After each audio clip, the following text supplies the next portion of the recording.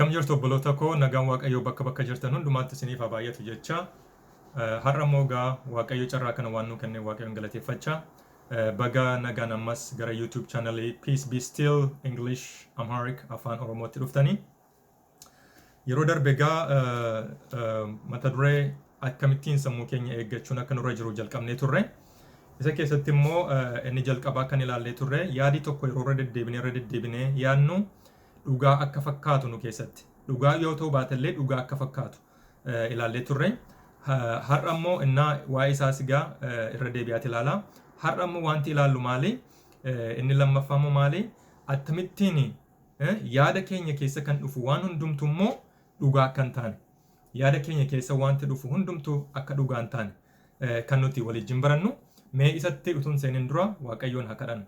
Yaa Waaqayyo abbaa keenya yeroo kanaan waan nu geesseef maqaan kee galateeffamu amma immoo yaa Waaqayyo sagalee dhugaa dubbii keetii yeroo waliin barannutti ati nu barsiisi maqaa Yesuusiin ameen. Yaadi sammuu keenya keessa dhufu hundumtu yaada dhugaadha jechuu miti. Waan tokko sammuu keenya keessa uuma dhufeetii fi yaadi kun dhugaadha jennee yoo fudhanne yeroo baay'ee yaadi sun yaada dogongoraa ta'uu danda'a. Maaliif yaadi suni seexana biraati kan inni dhufu waan ta'eetiif. Innaa ergaa Yohaannis boqonnaa sadii ergaa Yohaannis isa tokkoffaa boqonnaa sadii lakkoofsa 20 irratti yoo dhaxxanii ilaaltanii gooftaa Yesuus Kiristoos garaan keenya kan nutti faradu oli jedhaan yookaanis immoo garaan keenya illee yoo nutti farade Yesuus Kiristoos garuu garaa keenya oli garaa namaa eenyutu beekuu danda'a jedhamiti wangeelli Ermiyaas boqonnaa 17 natti fakkaatu 17:9 ilaata. Cheekii godhaa. Innaa eenyutu beeka jedha. Garaan namaa hundumaa ol haxxeedha. Kan xuraa'eedha. Eenyutu isa beeka jedhaan. Jal'inaan kan guuteedha jedha. Innaa garaan keenya sammuun keenya illee yoo jal'ate illee yoo karaa qajeelaa irra deemuu baate illee Waaqayyo garuu sammuu keenyaan oli kan nu caalaa beeku jechuudhaan garaa keenya illee kan nu caalaa beeku sammuu keenya yaada nuti yaadnu nu caalaatti kan beeku eenyudha jechuudha. Waaqayyo jechuudha. Kanaaf yeroo baay'ee seexanni maal godha beektu nuti cubbama baay'ee bakka cubbamaadhuma abdii hin qabne akka taanetti fideetii sammuu keenya keessa guuta. Ati cubbamaa gatii hin qabneedha. Cubbuu kana wajjin ati yeroo dheeraadhaaf jooraa turte yeroo cubbuu kana mo'uudhaaf wanta ati hin goone hin jiru. Amma bakka abdii hin qabdu jedhee yeroo nutti dubbatutti nuti yaadi sun yaada seexanaa ta'uusaa barra yeroo sanatti Waaqayyo si haa ifatu. Waaqayyo si haa ifatu. Gooftaa Yesuus Kiristoos anaaf du'eera. Gooftaan koo fannoo irratti naaf du'eera. An karaasaa mo'icha nan argadha jenneeti ifachuutu nurra jiraata jechuudhaan. Seexanni yeroo baay'ee immoo jireenyi kee kun waa'een mana keetii, waa'een hojii keetii, waa'een fayyummaa keetii, waa'een kaayyoo keetii, waa'een amantii keetii, waa'een jireenya keetii, waa'een deemsa keetii jedhee waa baay'ee sammuu keenya keessa kaa'ee bakka kun gatiin qabu. Hin fayyu kun bakka abdiin qabu dhiisii nuun jechuu danda'a. Yeroo baay'ee sammuu keenya keessatti dubbata jechuudha. Yaada kana isatu biqilcha. Isatu dhaaba yaada kana keessa sammuu keenya keessa jechuudhaan. Akka wanta yaada dhugaa ta'etti fakkeesseetiin nu keessa fide jechuudhaan. Yeroo kanattis gooftaa Yesuus Kiristoos mirga abbaa isaatii taa'ee anaaf araarsaa jira. Anaa wajjin jira. An kan Yesuusis kan kooti jenneeti ifachuutu nurra jira jechuudha yaada kana. Maaliif yaada kana yoo simanne yaadi kun baay'ee balaa guddaa fide jechuudhaan. Maaliif gara abdii kutannaa yookaan immoo gara depressionii isa jedhan sana keessa illee nu gashuu danda'a jechuudhaan. Innaa kanaatiif itti of eeggachuun nurra jira. Namoonni baay'een karaa kanaatti abdii kutannaadhaan waa'ee hojii isaanii yeroo yaadan, waa'ee gaa'ela isaanii yeroo yaadan, waa'ee ijoollee isaanii yeroo yaadan, waa'ee jireenya isaanii yeroo yaadan, waa'ee fayyummaa isaanii yeroo yaadan, waa baay'ee yeroo yaadanii abdii yeroo kutatanii waan hin taane keessa seenanii jireenya isaanii balleessanii jireenya namaallee hamma balleessanitti ga'u jechuudhaan. Kanaafiti sagalee diinaa kana sagalee seexanaa sammuu keenya keessa dhufee nutti dubbatu kana ifachuutu nurra jira jechuudhaan. Maaliif Yohaannis boqonnaa 8 lakkoofsa 44 irratti maal jedha? Seexanni abbaa sobaati jedha. Abbaan sobaa eenyu? Seexana jechuudhaan. Kanaaf abbaa sobaa kana dhaga'uun nurra hin jiru. Nuti ijoollee Waaqayyooti. Ijoollummaa ilma Waaqayyoo ta'uu carraa kana gooftaa Yesuus Kiristoos dhiiga isaatiin nuu kenne waan ta'eetiif akka laayyootti ilaaluun nurra hin jiru. Akka salphaatti ilaaluun nurra hin jiraatu. Gatii guddaatu itti ba'e waan ta'eef ilma Waaqaatu dhiiga isaatu dhangala'e nuti ijoollee Waaqaa akka jedhamnuuf. Nummoo kana itti dhimma bootu nurra jira malee akka ijoollee abbaa hin qabneetti isinin dhiisu jedhe miti gooftaa Yesuus Kiristoos. Abbaa qabna nuti. Abbaan keenya waaqarra jira. Waaqarra jira kan dhiiga isaa nuuf dhiiga ilma isaatii nuuf dhangalaase. Nuti akkasuma nama gatii hin qabne miti obboloota ko. Kanaaf gatii guddaa isinitti ba'e yeroo hundumaa yaadachuutu sanarra jira. Qabxiin lammaffaan kana jalatti kan ilaallu waa'ee keenya duwwaa miti. Waa'ee warra kaanillee, waa'ee namoota kaanillee waan hin taane sammuu keenya keessa negeetiivii yookaan immoo yaada jibbaa, yaada suukanneessaa, yaada hinaaffaa, yaada jal'inaa, yaada badiisa isaanii yaadu, yaada gad deebi'uu isaanii, gadi kufuu isaanii, kufaati isaanii yaadullee sammuu keenya keessatti yeroo inni fidutti Rabbi si haifatu, Waaqayyo si haifatu jenneeti ifachuutu nurra jira. Obboloota ko, yeroo baay'ee waa'ee namootaa wanti yaadnu dhugaa fakkaachuu danda'a. Garuu dhugaa miti baay'eensaa. Maaliif isinitti fakkaata? Nama tokko argineedhumaaf waa'ee isaa guutummaatti beekuu dhiisuu dandeenya. Hin beeknus Waaqayyo duwwaadha. Mootiivii jechuun yaada namaa keessa mootiivii namicha sanaa keessa sammuusaa lixee kan baree sirriitti miijanee madaalee firdii qajeelaa kennuu danda'u waa'ee namicha sanaa kan ta'e Waaqayyo duwwaadha. Malee namni dhugaadhumatti isiniin jedhaa waa tokkollee waa'ee namaa yoo beektan illee waa'ee nama sanaa guutummaatti faaktii jiru yookaan dhugaa jiru odeeffannoo jiru waan tokko beektan illee waan hundumaa beekuu dhiisuu dandeessu. Kanaafiti wangeelli hin faradin akkasitti hin faradamnetti jira. Kanaaf obboloota ko waa'ee nama tokko yaadi tokko yoo nu keessa dhufe yaadi suni waa'ee namootaaf waan gaarii yaadu yoo ta'e jaalala hin qabu yoo ta'e jibba yoo ta'e yeroo sanatti seexana biraa akka dhufe dafnee baruutu nurra jira. Hin gowwoominaa. Yohaannis boqonnaa ergaa Yohaannis isa duraa boqonnaa 4:6-8tti Waaqayyo jaalala jedha. Kan jaallatus Waaqayyoon beeka, kan Waaqayyoon beekus immoo hin jaallate jedha. Jaalala irratti kan hin doofne. Maaliif jaalalli guutuun sodaa of keessaa baasee gata jedha.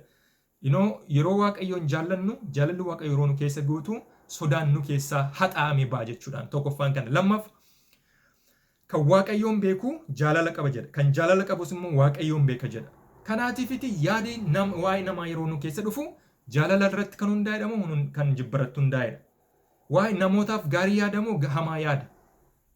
Jennee kanaanitti teestii gochuun qoruutu nurra jira jechuudhaan. Sadarkaa sadaffaa irratti waa'ee keenya irra darbee, waa'ee namoota irra darbee, waa'ee wanta kaan immoo fakkeenyaaf waa'ee jireenyaa walumaa galatti bakka kun abdiin qabu jira yeroo baay'ee seexan beektu. Dhuguma yeroo baay'ee waa'ee jireenyaa hin beeknu. Waa'ee jireenya namaa dhiisaati wooma jireenya keenyaayyuu jireenyi bu'aa ba'iin kan itti baay'ateedha. Baay'ee kompleksiidha. Yookaanis immoo afaan Amaariffaatiin wisibsib jenna miti. Complex, so complex. Kan wal xaxeera jechuudhaan hiddisaa kan wal xaxeera.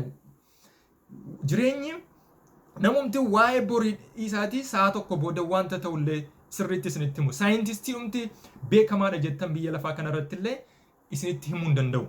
Maaliif jireenyi wal xaxaadha. Tokkoon nama biyya lafaa kanarra jiru waan tokko wanti isa dhiphisu nima jiraata yookaan immoo wanti inni gaaffii ittiin arganne 2, 3, 4, 5, 6 jiraachuu danda'a. Namni waa'ee jireenyaaf gaaffii hunduma isaatiif deebii argatee jiraatu biyya lafaa kanarra tokkollee hin jiru. Eenyuyyuu hin jiru. Qarshii amma fedhe qabaatu, beekumsa amma fedhe qabaatu. Kanaafiti amantiin barbaachisa. Amantiidhaan deemna malee isaatii ilaaluudhaan miti jedha Phaawulos. Amantiidhaan. Kanaafiti Waaqayyotti amanachuun nurra jiraata. Waaqa isa borii qabu. Isa boriis kan beeku, isa boodaas kan beeku. Waaqayyoon amanannee Waaqayyotti of kenninee Waaqayyotti of laanneeti kan borii jenna malee isaatii yoo waa'ee borii yaaddofne, yoo waa'ee jireenyaa gaaffii jireenyaa hundumaatiif deebii kennuudhaaf yaadna taane hin maraanna fayyaatti qullaa buufnee deemna obboloota ko. Kanaaf wangeelli kan inni nu gorsu. Wangeelli maal jedha beektu? Isaayyaas boqonnaa 49:16 irratti bar'uu koorratti si kaadheen jireedha. Bar'uu koorratti si barreeffadheen jireedhaan. 41:10-13 immoo jettan hin sodaatiin ani si wajjin jira ani waaqa keeti jedha. Sin jajjabeessa harka koo isa mirgaatiin ani si qaba jedha. Kanaatiifi kana kan nuti amanachuun nurra jiru obboloota ko.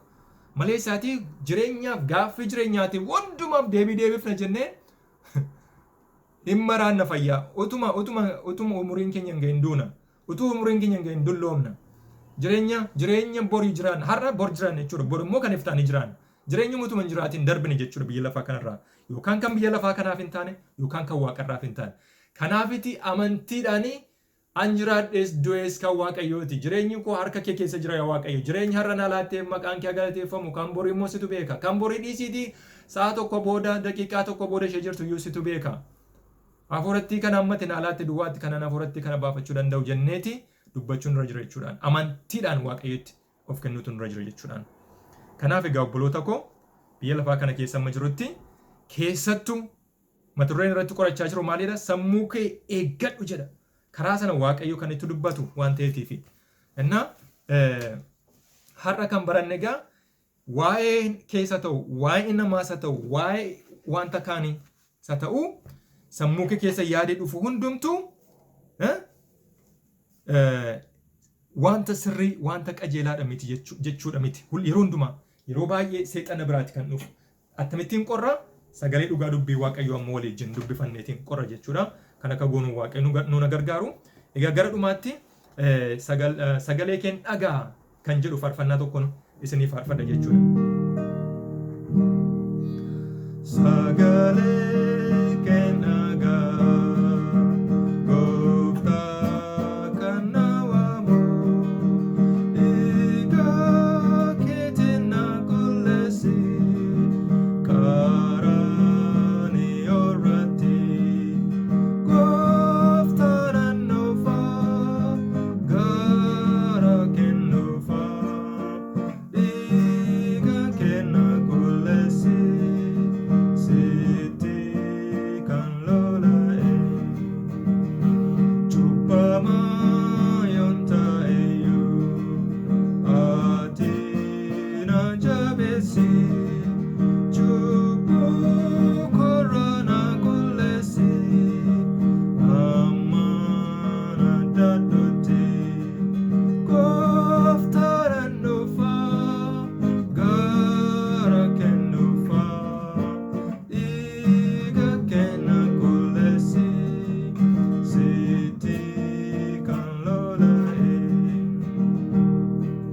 Jesus kuna wamata gara mantigutu abdi naga fayena fi wakaraf lafarat koftaran nufa gara kenufa iga kenna kulesi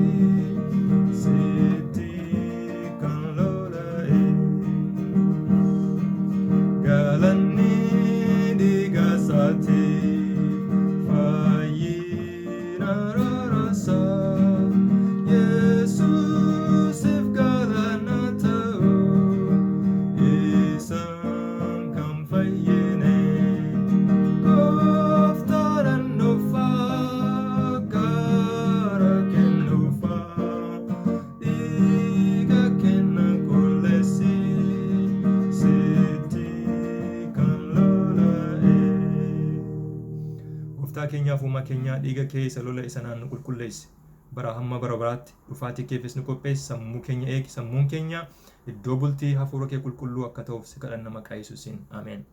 Obboloota koo waaqayyo isinii wajjiniin haa ta'u yeroo keenya saafettis waaqayyo nu wajjiniin haa ta'u adaraa ergaa gaarii kan ammoo namoota hundumaa waliin dabarsaa sheerii godhaa waaqayyo isin haa eebbisu.